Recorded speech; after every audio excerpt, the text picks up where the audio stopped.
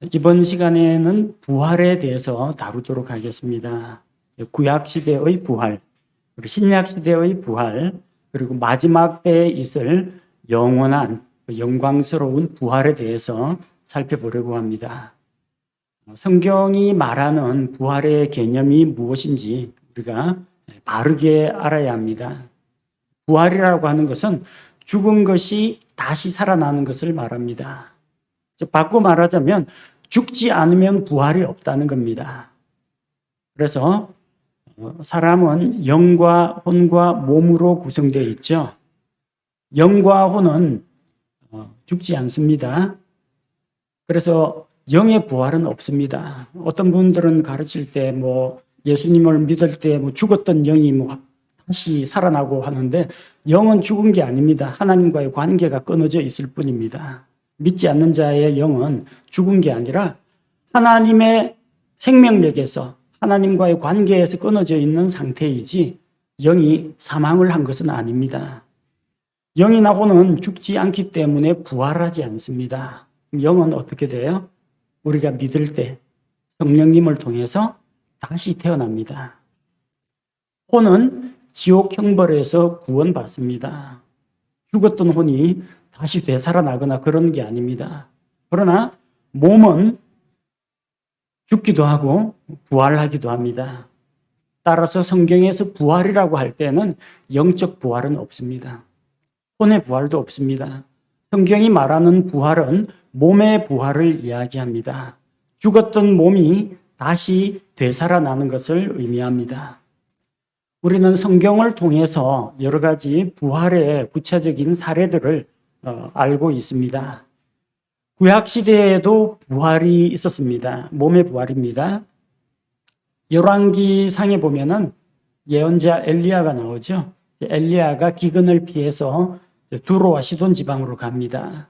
거기에서 사르밧 지방에서 어떤 과부의 집에 머물렀는데 그 과부의 아들이 갑자기 죽어버렸습니다. 그 죽은 아들을 엘리야가 다시 이렇게 살렸습니다. 그 아이의 몸에서 떠났던 혼이 다시 돌아와서 그 아이가 살게 되었습니다. 엘리야가 했던 그런 기적을 엘리사 역시 같이 일으켰습니다. 엘리사가 수넴 여인의 집에 머물면서 신세를 지고 있었는데 그 집 아이가 갑자기 머리가 아프다고 하더니 죽어버렸습니다. 그래서 그 여인이 엘리사 예언자를 찾아가서 그 발 앞에 발을 붙잡고 슬피 우는데 그 사연, 어떤 슬픔의 사연이 있는지 알지 못하지만 같이 그 집으로 가서 그리고 죽었던 아이를 다시 살려줍니다.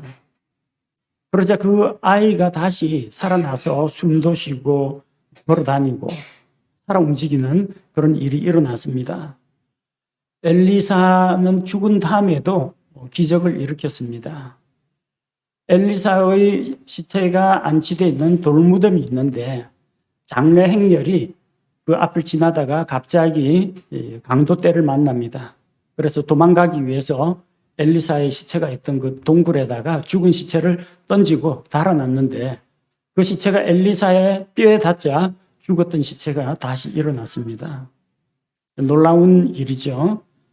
구약 성경에 나오는 요나도 죽음을 경험했던 사람입니다. 요나가 죽어서 큰 물고기 뱃속에 들어가서 죽었는데 그의 몸은 어디 있었어요? 물고기 뱃속에. 그의 영은 죽었으니까 하나님 손에. 그의 혼은 지하 세계로 갔습니다. 땅속 세계로 내려갔다가 사흘 만에 다시 살아났습니다. 근데 사람들은 요나가 죽었다가 부활했다고 하면 잘 안 믿어요. 요나가 물고기 뱃속에서 기도하고 물고기 뱃속에서 새우하고 물고기하고 생선 구워 먹었다고 하는데 그것도 요나가 아니고 피노키오예요. 피노키오 이야기하고 요나 이야기 혼동하면 안 됩니다. 물고기 뱃속에 들어가면은 고래 뱃속에 들어가면 위산에 녹아버립니다. 너덜너덜 녹아요. 죽습니다. 만약에 요나가 죽었다가 부활한 게 아니면 예수님이 하신 말씀은 뭐가 됩니까? 사람의 아들도 요나가 큰 물고기 뱃속에 사흘 동안 있었던 것처럼 사람의 아들도 땅의 심장부에 사흘 밤 사흘 낮을 있어야 한다고 했습니다. 요나가 죽었다가 부활한 것처럼 예수님도 죽으셨다가 부활하실 것을 말씀하신 것이기 때문에 요나가 죽었다가 부활했다는 사실을 믿지 않는 것은 예수님의 십자가 죽음과 부활을 믿지 않는 것하고 똑같습니다. 그래서 요나는 죽었다가 사흘 만에 부활함으로 예수 그리스도의 죽음과 부활의 예표가 되는 인물입니다. 구약 성경 이외에도 신약 성경에서도 부활의 그런 사례들을 찾아볼 수가 있습니다.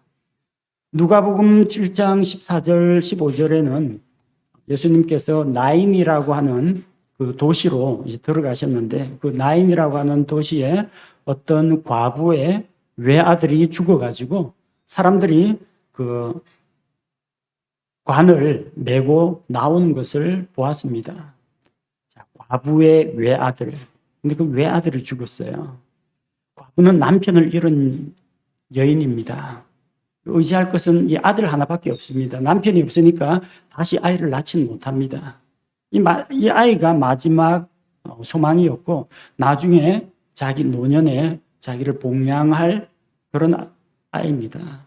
근데 그 과부의 아들이 죽으니까 모든 소망이 다 끊어졌죠. 근데 예수님께서는 그 죽은 과부의 외아들을 다시 살려주셨습니다. 또 누가복음 8장에는 예수님께서 회당의 지리자 야이로라는 사람이 있는데 야이로의 딸이 중병에 걸렸어요. 그래서 예수님께 나와서 딸을 고쳐달라고 했는데 예수님하고 같이 예수님 모시고 가는 길에 아이가 이미 죽었습니다. 더 이상 이 선생님을 괴롭게 하지 마십시오. 그렇게 포기하라고 이야기합니다, 사람들이. 근데 예수님께서는 두려워하지 말고 믿기만 하라 하면서 그 집에 들어갔습니다. 사람들이 통곡을 하고 탄식을 하고 슬피 우는 것을 보시고 이 소녀가 죽지 않고 잔다라고 하니까 사람들이 다 비웃었습니다. 예수님 말씀을 믿지 않았습니다. 그래서 아이의 부모와 자기가 데리고 있는 세 제자를 제외하고는 다 밖으로 내보내고 그 죽은 소녀를 다시 일으켰습니다. 또 한 사람이 있죠. 예수님께서 살린 사람, 베다니 마을의 나사로. 요한복음 11장에 보면은 죽은 지 나흘이나 되는 시체입니다. 나인성 과부의 그 외아들은 죽어가지고 관을 메고 나오는 겁니다. 이스라엘에서는 시체가 빨리 부패하기 때문에 죽으면 당일날 장례를 치릅니다. 죽은 당일이에요. 해당장 야이로의 딸은 막숨을 거두었습니다. 근데 이 나사로는 죽은 지 무덤에 들어간 지 나흘 됐어요. 시체가 썩고 냄새가 납니다. 그런데도 예수님께서는 죽었던 나사로를 다시 살리셨습니다. 자, 예수님께서 지상 사역을 하실 때 살리신 세 사람을 꼽으라고 하면 이 셋을 꼽습니다. 근데 이것 말고도 마태복음 27장 52절 53절을 보면은 예수님께서 십자가에 달려 죽으실 때 어떤 일들이 일어났어요? 잠든 성도들의 많은 몸이 무덤에서 일어났다고 했습니다. 자, 죽은 성도들, 잠든 성도들 가운데 많은 몸이 일어났습니다. 어떤 분은 이걸 잘못 해석해가지고 죽었던 구약 성도가 모두 다 부활했다 그러는데 성경은 모든이라고 하지 않고 많은 성도들의 몸이 무덤에서 일어났다고 했습니다. 무덤 안에서 일어난 거예요. 만약에 다 일어나려면요, 바다에서도 일어나야 되고요, 도로에 옛날에 바빌론 군대가 쳐들어왔을 때라든지 아니면 길거리에서 강도를 만나 살해당하는 그런 사람들까지 어디 안매장된 사람까지 여기저기서 시체들이 불쑥불쑥 도로를 뚫고 집을 뚫고 다 일어나야 됩니다. 그러나 무덤에서 잠자던 많은 성도들의 몸이 일어났다고 했습니다. 모든 구약 성도를 이야기하는 건 아닙니다. 예수님께서 십자가에 달려 돌아가실 때 일어났던 놀라운 그 현상 가운데 한 가지입니다. 죽었던 사람들의 몸이 다시 일어나는 일이 있다는 겁니다. 예수님께서 이런 기적을 일으키실 뿐만 아니라 예수님을 믿고 따르는 사도들도 이런 권능을 행했습니다. 그래서 사도행전 9장에는 베드로가, 예수님의 제자요 사도죠, 베드로가 죽었던 다비다 도로가 과부들을 위해서 바느질을 해서 옷을 지어주고 선행과 구제가 많았던 그런 자매였습니다. 근데 그 다비다가 죽자 죽었던 다비다를 다시 살렸습니다. 사도행전 20장에 보면 바울도 죽은 자를 살렸습니다. 바울이 밤늦게까지 말씀을 선포하자 창가에 앉아가지고 말씀을 듣던 유두고라는 청년이 졸음을 이기지 못해서 창에서 떨어져 죽었습니다. 그런데 사람들이 그 죽은 청년으로 인해서 슬퍼할 때 바울이 그를 다시 살려서 일으켰습니다. 죽었던 사람이 다시 살아난다. 이건 무슨 우리나라 사람들은 뭐 전설 따라 삼천리나 아니면 무슨 신화, 전설, 민담 뭐 이런 데나 나오는 이야기인 줄 아는데 성경, 하나님의 말씀에 죽었던 몸이 살아나는 것이 분명히 기록되어 있습니다. 구약 시대에도 부활이 있었습니다. 신약 시대에도 몸의 부활이 있었습니다. 마지막 때에도 부활이 있다고 했습니다. 마지막 때에 있을 영광스러운 부활에 대해서 성경 가운데 가장 먼저 기록된 것으로 추정되고 있는 욥기에 이렇게 기록되어 있습니다. 욥기 19장 26절에 보면요, 내 살갗의 벌레들이 이 몸을 멸할지라도 내가 여전히 내 육체 안에서 하나님을 보리라. 욥은 자기가 이 세상에 사는 동안에는 부활을 경험하지 못했습니다. 그러나 욥기 19장 25절에 보면은 마지막 때에 나의 구속자가 살아계신데 그분께서 땅 위에 서실 것이라. 예수님께서 지상 재림하실 것이다. 땅 위에 서실 때 그때 자기 몸이 비록 죽어서 썩어 없어지고 벌레가 먹고 콩팥이 내 안에서 소멸된다고 할지라도 내가 여전히 내 육체 안에서 하나님을 보리라 했습니다. 개역 성경에서는 이 부분이 내가 육체 밖에서 하나님을 보리라 그렇게 기록되어 있어요. 육체 밖에서. 그럼 뭐예요? 그야말로 육체 밖에서 떠도는 무슨 이상한 유령같이 생긴 그런 존재를 이야기합니다. 그러나 성경은 그런 부활이 아니라는 겁니다. 육체 안에서 바꿔 말하면 몸을 입고 부활하게 된다는 것을 욥이 믿음으로 고백했습니다. 데살로니가 전서 4장 16절 말씀도 우리 신약교회 성도들에게 소망을 주시는 말씀입니다. 주께서 호령과 천사장의 음성과 하나님의 나팔 소리와 함께 친히 하늘로부터 내려오시리니 그리스도 안에서 죽은 자들이 먼저 일어나고 예수님께서 공중으로 강림하실 때 일어날 일인데 살아있는 우리들, 살아서 예수님 다시 오시는 것을 보는 살아있는 성도들보다 죽은 성도들이 먼저입니다. 그리스도 안에서 죽은 자들이 먼저 일어납니다. 그리스도 안에서 죽은 자들입니다. 그리스도 안에 있는 자들, 신약교회 성도를 이야기합니다. 구약 성도 이야기가 아닙니다. 그리스도 안에서 죽은 자들, 신약교회 성도들의 몸이 먼저 일어나고 그 후에 살아있는 우리도 변화되어 가지고 공중으로 채워 올라간다고 했습니다. 자, 그래서 바울은 데살로니가 교회 성도들에게 이미 고난을 받고 환난을 받아가지고 먼저 죽은 자들로 인해서 슬퍼하지 말라고 했습니다. 주님 오시는 그날에 우리가 다시 만날 수 있다는 그런 소망을 들려주고 이 여러 말씀들로 서로 위로하라고 했습니다. 고린도전서 15장 53절에 보면은 이 썩을 것이 반드시 썩지 아니함을 입고 이 죽을 것이 반드시 죽지 아니함을 입으리로다. 우리가 다 잠잘 것이 아니요 마지막 나팔 소리에 다 순식간에 변화될 것이라고 했습니다. 그 나팔이 어디 나와요? 앞서 읽었던 데살로니가 전서 4장 16절에 하나님의 나팔 소리가 울려 퍼질 때 우리의 몸이 부활한다고 했습니다. 지금 이 몸은 썩어가는 몸입니다. 부패하는 몸입니다. 세포가 자꾸 죽어가요. 나중에 땅에 묻히면은 생명이 떠나면은 땅에 묻혀가지고 시체가 부패가 되고 박테리아에 의해서 분해가 되고 벌레가 먹게 됩니다. 그러나 이 썩는 몸이 썩지 않게 되고 이 죽는 몸이 죽지 않는 몸을 입게 된다는 겁니다. 그래서 성경에는 이렇게 구약시대에도 부활이 있었고 신약시대에도 부활이 있었고 마지막 때도 부활이 있는데 공통점은 다 몸의 부활을 이야기합니다. 몸의 부활을 이야기합니다. 차이점은 무엇이냐? 구약시대와 신약시대의 부활은 현재의 몸으로 부활하는 겁니다. 자, 예를 들어서 예수님께서 살리셨던 베다니 마을의 나사로 지금 어디 있어요? 예수님 살리셨잖아요. 근데 죽었을 거예요, 나중에. 언젠가는 늙고 병들고 다치고 해서 죽었을 겁니다. 사도 바울이 살렸던 그 유두고라는 청년 아직 살아 있습니까? 산에서 떨어져가 죽었을 때 다시 살았어요. 근데 그 청년의 몸으로 그때부터 또다시 계속 살다가 몇 살까지 살았는지 모르겠어요. 그러나 뭐 한 100세 즈음까지 살았을지 모르지만 어쨌든 살다가 죽었습니다. 몸의 부활은 몸의 부활인데 그 구약시대의 부활과 신약시대의 그 부활은 어떤 부활이에요? 죽는 몸으로, 다시 죽는 몸으로 부활한 겁니다.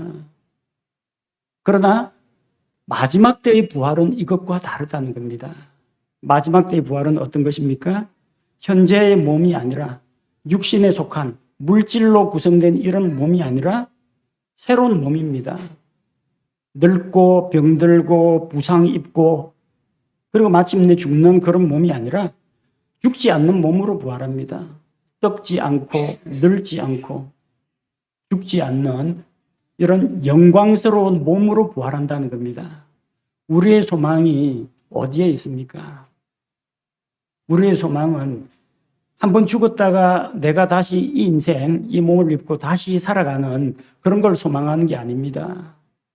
지금과는 다른 예수님이 입으셨던 것과 같이 거룩하고 영광스러운 몸의 부활에 참여하는 것입니다.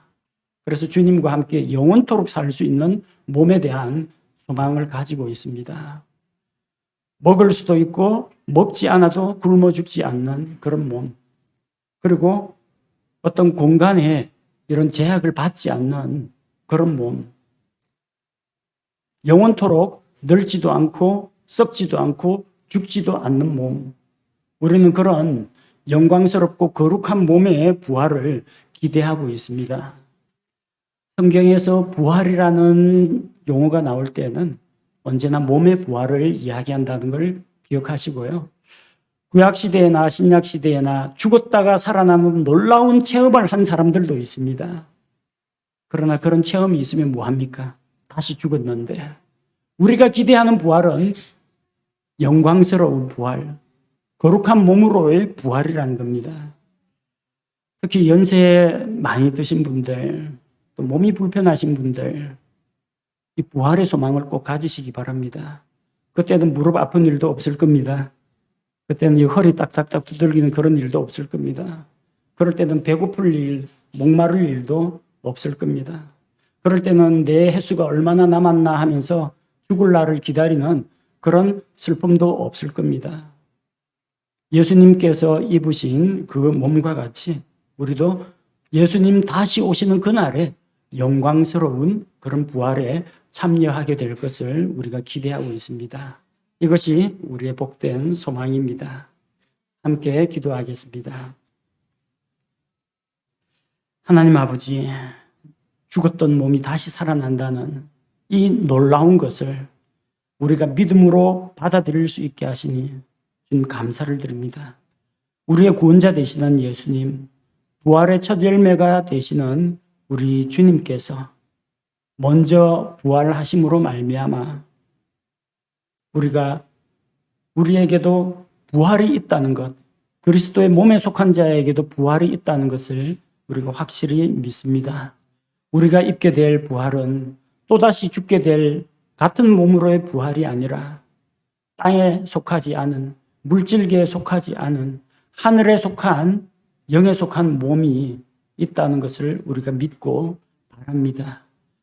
이 세상에서 육체의 질병과 노화로 인해서 또 인생살이의 고달픔으로 인해서 우리가 어려움을 겪을지라도 주님 다시 오시는 그날에 모든 수고를 그치고 모든 슬픔과 눈물이 없는 곳에서 주님과 함께 거룩하고 영광스러운 몸으로 영원히 교제하는 그날이 온다는 것을 우리가 믿음으로 받아들이오니 주님 속히 오시옵소서.